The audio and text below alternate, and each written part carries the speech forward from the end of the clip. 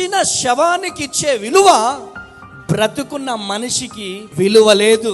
చూడండి, శ్మశానానికి ఇలా మోసుకుంటూ తీసుకెళ్తా ఉంటే పోటీలు పడి భుజాలేస్తారు. నువ్వు కొద్దిసేపు భుజమేయాలా, నువ్వు కొద్దిసేపు భుజమేయాలా, పోటీలు పడి ఆ శవాన్ని మోయడానికి శ్మశానానికి తీసుకెళ్లేంత వరకు పోటీలు పడతా ఉంటారు. కానీ అదే మనిషి ఇబ్బందుల్లో ఉంటే, అదే మనిషి ఇరుకుల్లో ఉంటే ఎవరైనా ఆదుకుంటారా? సహాయం చేస్తారా? సహాయం చేయరు. చచ్చిన వారికి ఉన్నటువంటి విలువ బ్రతికి ఉన్న వారికి లేదు. మంచిగా ఉన్నప్పుడు మంచి నీళ్ళు ఇయ్యరు, చచ్చిపోయిన తర్వాత సారబోస్తారు. ఇది ఒక మనిషికి ఉండే విలువ. మంచిగా ఉన్నప్పుడు కన్న తల్లితో మాట్లాడడానికి రారు, ఇదిగో మాట్లాడతా.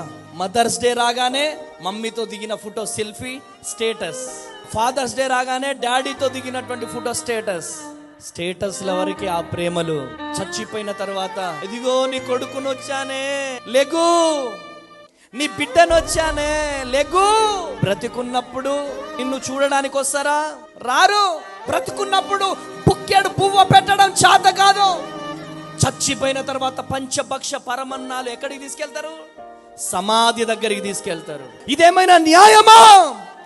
ఏదైనా చేయాలనుకుంటే బ్రతుకున్నప్పుడే చేయి.